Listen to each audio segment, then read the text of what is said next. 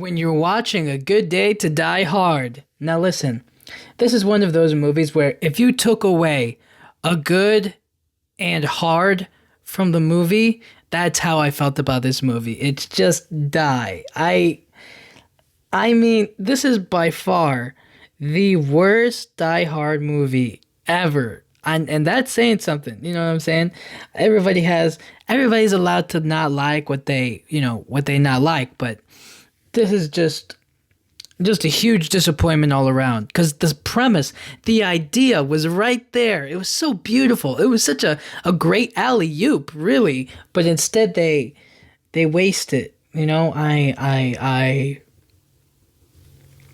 can't, I feel this enormous amount of just what were they thinking, So essentially, the movie is Bruce Willis being, being Bruce Willis, doing his thing, you know what I mean? He's John McClane, but the kind of back and forth relationship or like the buddy cop relationship isn't his daughter this time. It's not even some random kid who's getting kidnapped. It's his son. And I really thought that was a great idea. I thought that was a brilliant move to kind of bring his son into the fold in a way that's different from his daughter. You know what I'm saying? I think that obviously the Scouters or whatever from Dragon Ball, they have like a... What's it called? Some sort of a unique purpose when it comes to this, you know what I'm saying? They have like a style that has a look about it. It's something that just kind of fits into the natural flow of the show and all. But when it comes to this movie, it just doesn't fit. You know what I'm saying? I can't be any more... I don't know what kind of... I think my analogy was kind of like in Dragon Ball, they have these Scouters and it looks cool and it kind of has like a function, has like a purpose. When it comes to Bruce Willis and his son in this movie, there's supposed to be so much more function to it. There's supposed to be more life. There's supposed to be a lot more stuff in it, and it just falls flat. It just becomes not good. Like, throughout the movie, I'm supposed to get this sense, I'm supposed to get the idea that John McClane is a bad father. Well, essentially he's supposed to be like this terrible guy. But, I mean, I could kind of empathize with him. I just feel like the emotional moments don't land. They kind of feel like blah. They're kind of bland. Bruce Willis is also pretty old. This was like, I forget when this movie was made. It's like 2013, something like that. So at this point, it's like 10, 11 years ago. And Bruce Willis, you could obviously tell, is like, he's not in tip-top fighting shape anymore. You know what I mean? He's definitely getting older. And they do a good job with they sort of do a good job with the CGI. I'm not going to say they do a great job, but it's like, it's good enough. They do what they need to do it for. So anyways, Bruce Willis is John McClane, and his son is played by Jai Courtney. Now, I don't know if you guys remember this show I talked about on this podcast. It's called Kaleidoscope. And Jai Courtney is in that movie too. Now, long story short, I didn't like the show. And I don't like this movie. And I don't want to blame it on the actor Jai Courtney, but I can't help but notice that a show that I really dislike and the worst Die Hard movie, you know what I mean? It's like they both have the same actor in it. But anyways, I feel like in this movie, the acting wasn't what really killed it.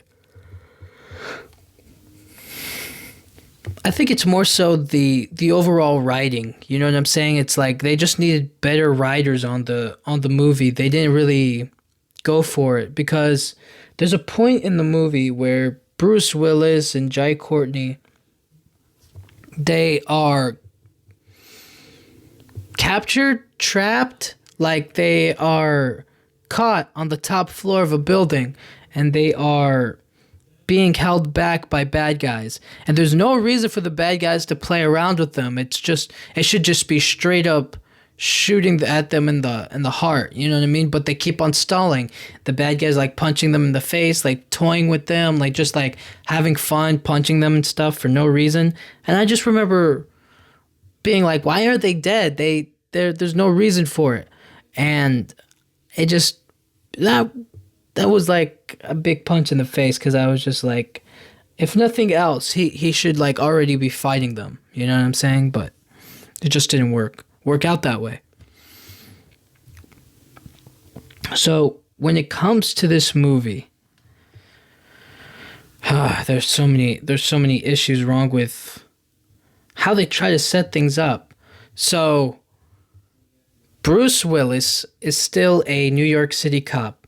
Jai Courtney, he is in Russia, and he's kind of like portrayed as this bad guy who is, I don't know, trying to save some sort of Russian dude, okay? Now,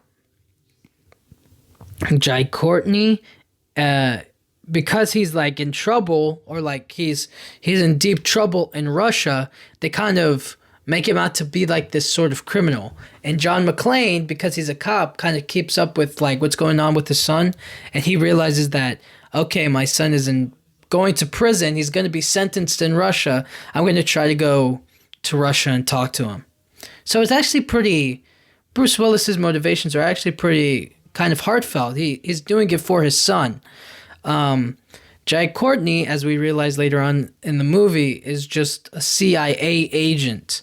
And that's why he was in trouble. That's why he was going to prison. That's why he needed to be a part of it. And now that he's no longer a part of it, he has to get an extraction, essentially. He needs to get away or flee from harm's way. And that's where the conflict comes from. And I thought that was so good, because it gave them so much freedom to do so much crazy stuff with none of the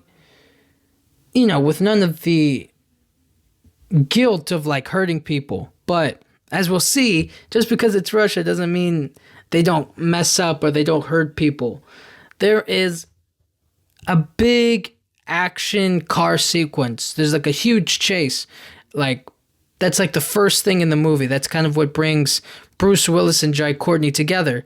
It's not like Bruce Willis tries to locate and find his son. It's more so like Bruce Willis just so happens to come across his son driving in a car. And he's like, whoa, hey, get out of the car, son. What are you doing? And then the son is like, Dad, what are you doing here?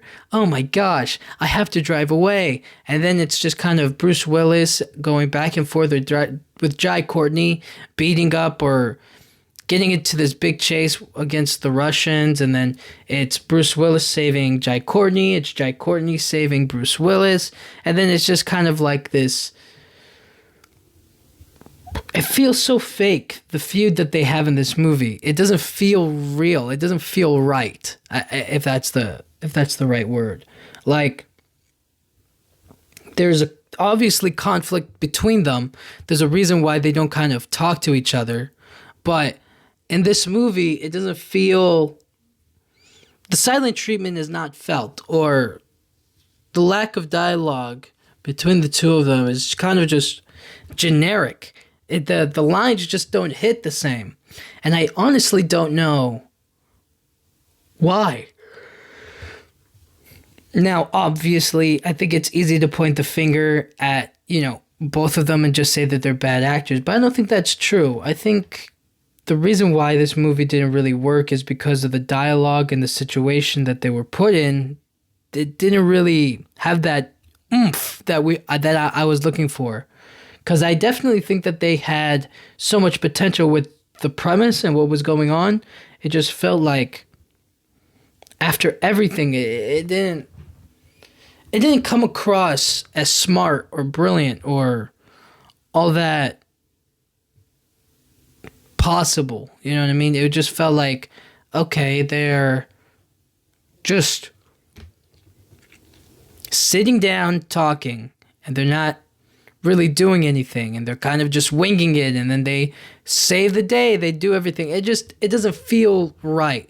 Whereas, Die Hard with a Vengeance and Live Free or Die Hard, I could feel like I could follow the narrative plot, and even though it was crazy, I feel like it was just a lot more exciting than this one. So anyways, eventually Bruce Willis and his son kind of have to work together to save this one Russian dude from bad guys, other Russian people, and it becomes this whole big twist. That's what they're basically trying to do the whole movie. And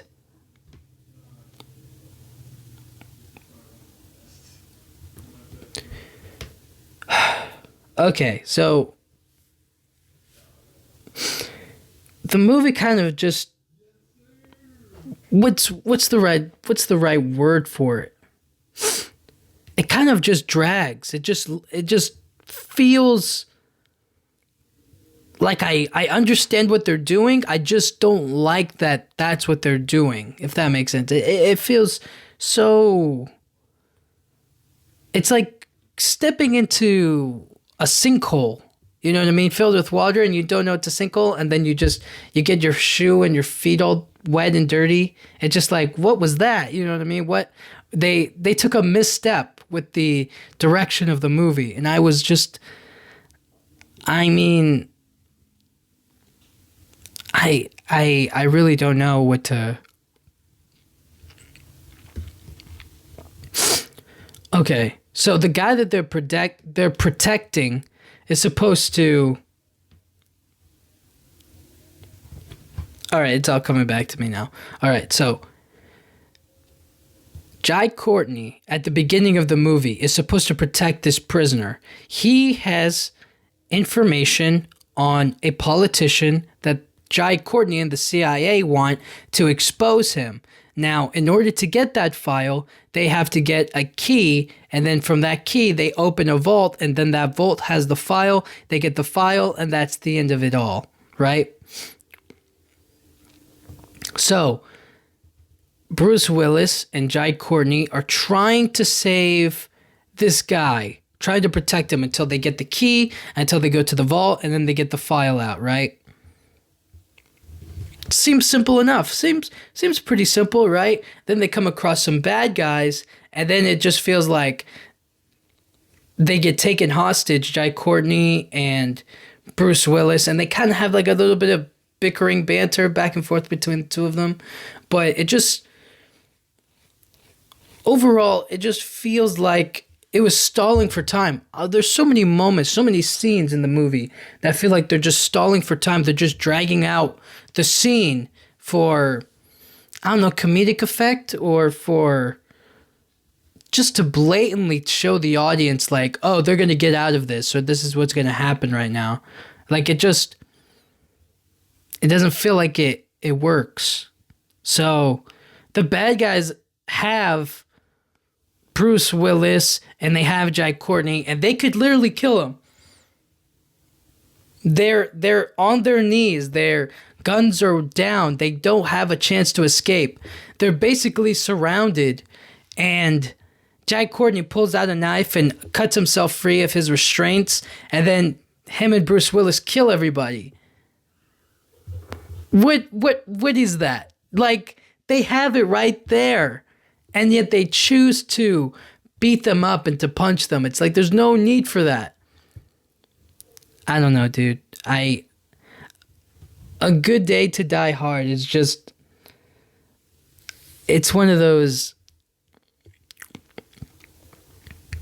I have no idea if this is the last Die Hard movie. It probably is, and if that's the case, I really don't want it to be. I wish that they had come out with something else afterwards, or if they had just left all and well alone. But so after miraculously surviving that moment, him and his son have a kind of heart-to-heart in which Bruce Willis tells his son that you're a smart kid.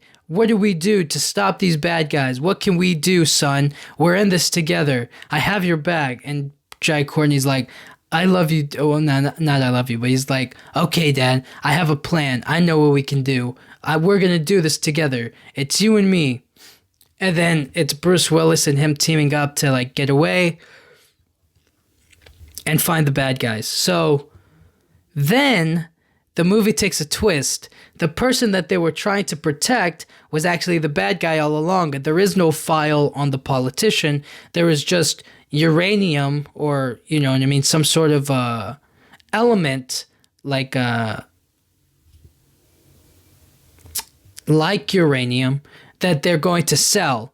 It's essentially all about money. All of these movies center around greed. They center around money. That's what it's always been about. That's what all of these characters' motivations are about. And it just feels less and less original, but I've come to expect it. But anyways, now that we, the audience, know that, it's up to Bruce Willis and Jai Courtney to figure it out. And they get it pretty quick. And once they get it, it's a matter of just avoiding dying. And then it becomes this larger than life fight sequence where it's essentially what happens is the bad guys are trying to get away with the uranium, and Bruce Willis and Jai Courtney are trying to stop them from escaping. So they get like Bruce Willis gets like into this car or in this truck, and he hooks it onto a helicopter that drags down the helicopter and keeps it from flying away. And they're kind of spinning around, and the helicopter's going crazy. And Bruce Willis is like, "Oh my gosh, I love my son. I hope he's okay." And then he's kind of like flying around in circles in this truck that's hanging onto this helicopter. And there's a moment, right? The bad guy, or like the hostage that we've been watching Bruce Willis and Jai Courtney talk to throughout the movie, he has a daughter, okay? Now she's on the helicopter. She's in on it with her father. Like she's supposed to be the bad guy too.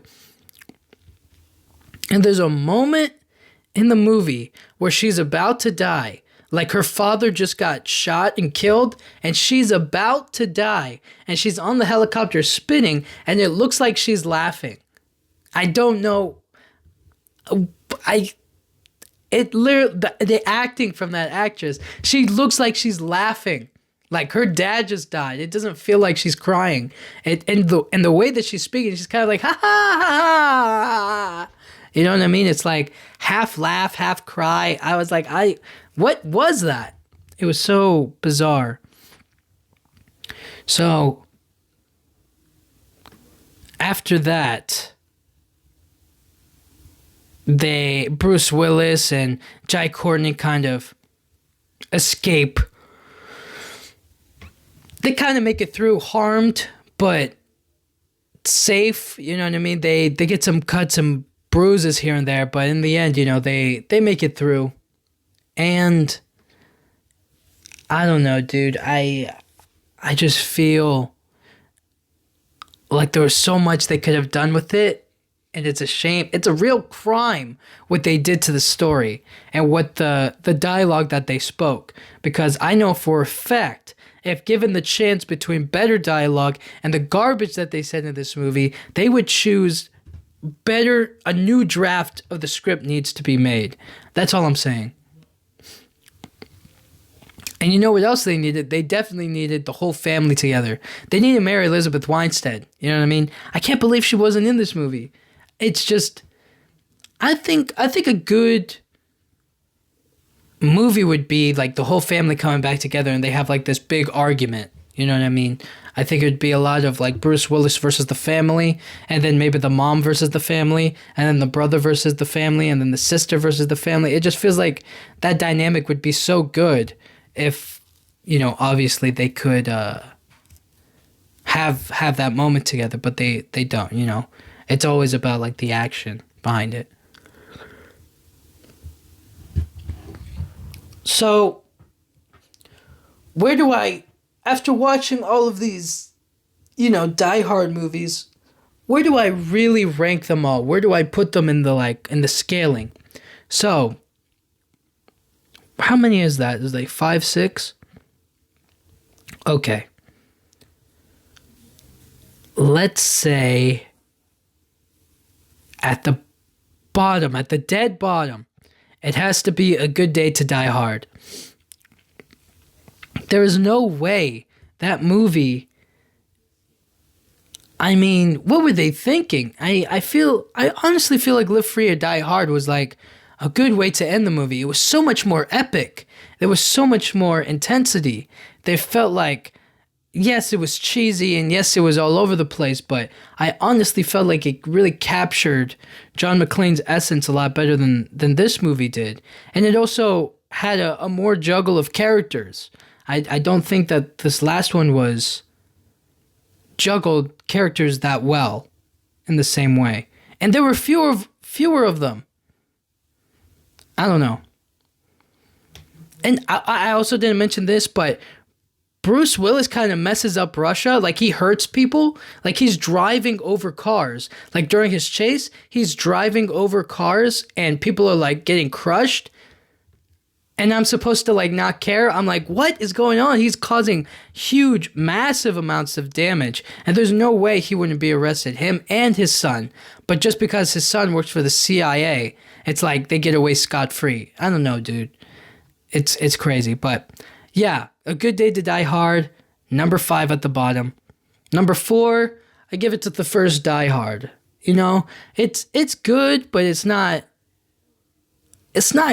the best, you know what I mean? I think the concept was definitely there, but the movie just doesn't stand the test of time when it comes to action movies. But I do like the overall premise, and I think that for the time it was made in, it's a pretty good action movie. Then Die Hard 2, same repeat, but I feel like I enjoy the criminal aspect of it a lot better than the first one. And the first one, they were just in one building and they were just going to blow up.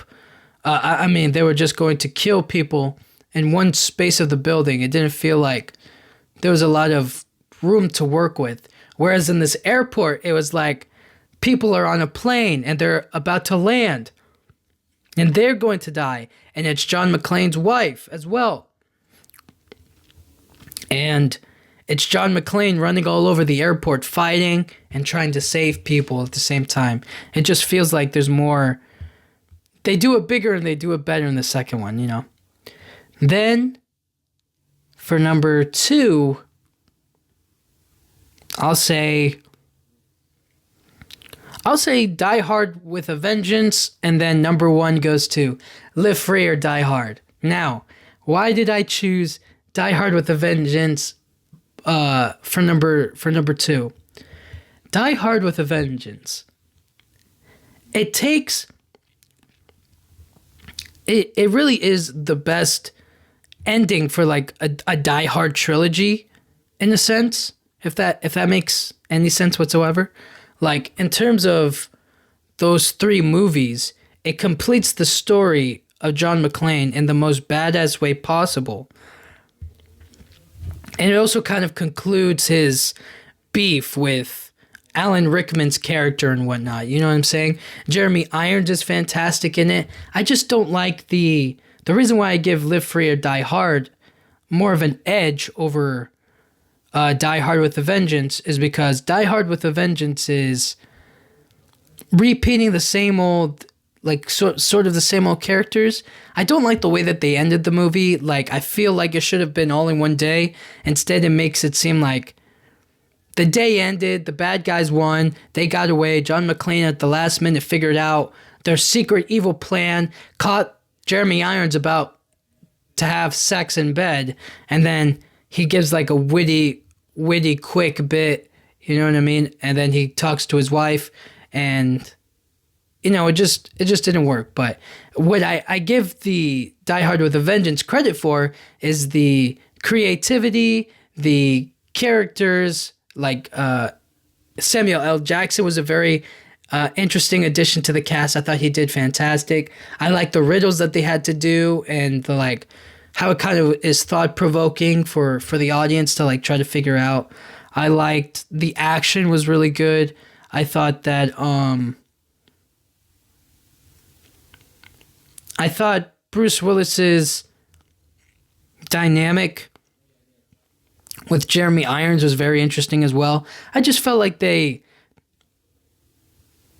played their parts really well in that movie.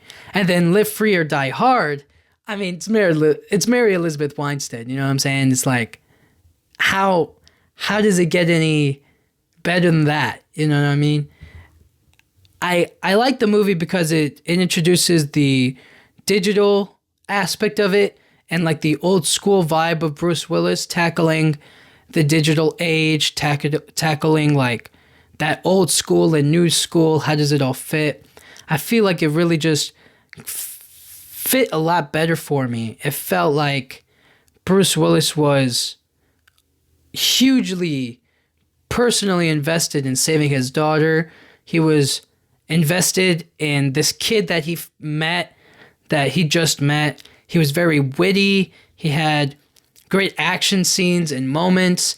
And I don't know, there was something about the whole cast.